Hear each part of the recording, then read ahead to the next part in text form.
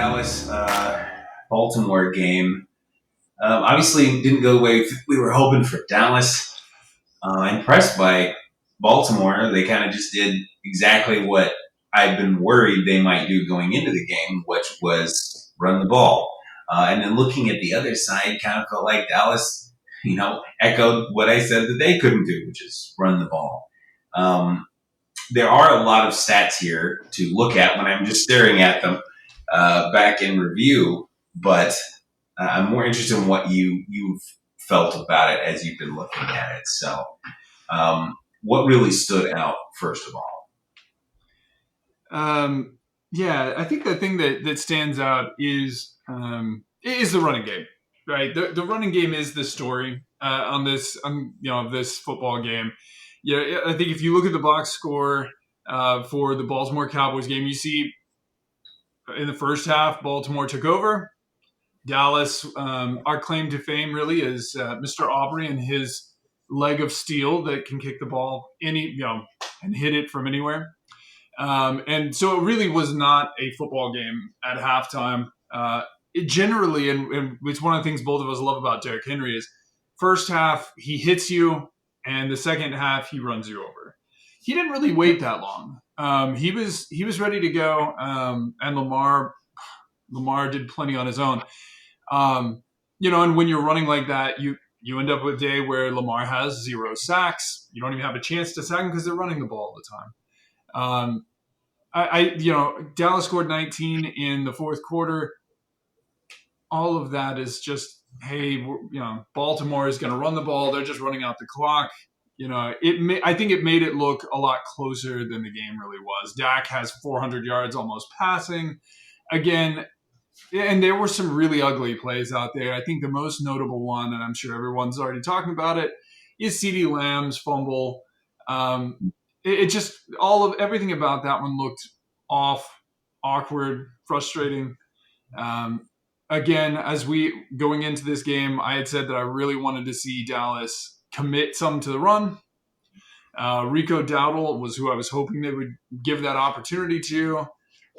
He had 8 carries for 32 yards. It's just not enough to make an assessment on. And one thing I think we have now established, looking at a 1-2 record with Dallas playing at home, is that we're not a good pass-only team. We are not. We have not been competing with decent teams, good teams, when it comes to just being one-dimensional. And if we don't find a solution to that, we're in trouble. This is the second straight home game we've lost. That's kind of my quick take. What things of note did you see? Well, the noteworthy thing was, again, kind of what we talked about last week. Unfortunately, it seems like it's come to fruition, which is not that Dallas doesn't have a run offense, or that Dallas doesn't have a run defense. Dallas has no run game on either side of the ball, and or more to the point that they're vulnerable there. And it's looking like that's exactly what happened. And this, I don't know that there are that many teams that are poised or set up to take advantage of that quite as much as like a Baltimore is, at least on, their run offense at the very least is obviously quite good and diverse between Derrick and Lamar. There are only a few teams out there, I think, probably the Cardinals, where your run offense can really get after it. But yeah, that is frustrating because it's kind of a predictable problem. It's who would have thought that? We've been screaming that. So that's one thing that kind of stands out. I will say on a positive note, it was good to see Jake Ferguson come back. He obviously made a huge difference for Dak. And I imagine as he continues to get reacclimated, from missing time, moving into assuming he can stay healthy, upcoming weeks, that should make your pass game better, especially since even though it's probably not viable to just be a pure passing team. If you've got to be, you want to be the best you can, and he certainly makes you better. So that'll be good.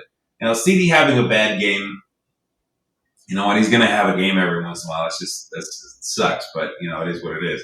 So I'll forgive him for that. I'm going to sneeze here in 1 second.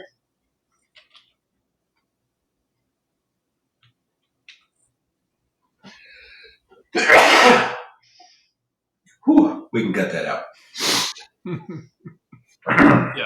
Yeah. All right. Reinitializing.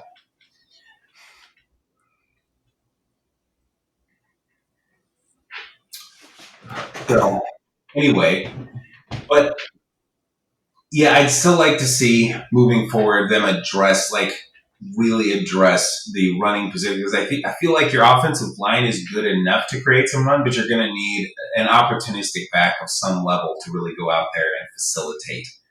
And I don't know that you're going to get a guy that's going to be some Nick Chubb 1,500-yard guy. Although Nick Chubb might be available when he comes back if Cleveland continues to swan dive, that'd be something. I wouldn't go down there. So you've got some possibilities, but they do need to do something pretty quick.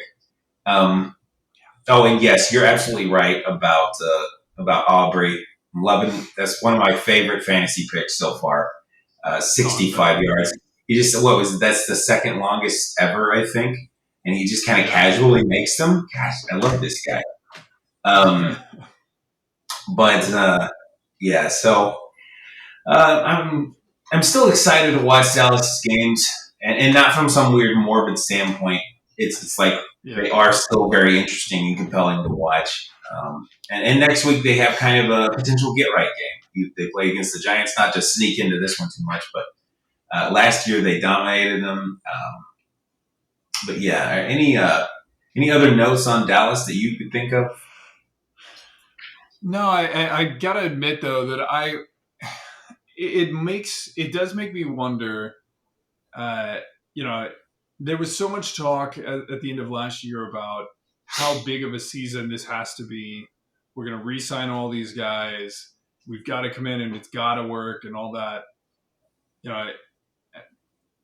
I would be very interested to see how we transition very quickly. How many more losses can Dallas take and this not become an emergency where bigger problems are going to be identified. Defensively, they've got to figure out something quick because we don't just look bad; we look embarrassing from against the run in particular. So yeah, I'm very anxious to see what we do next week to discourage teams from running 45 times on us for 300 yards. Because if the Giants do it, something's really wrong. So.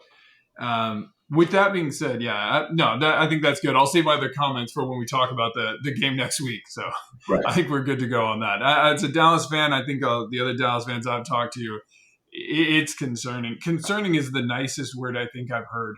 So that's just kind of where things are.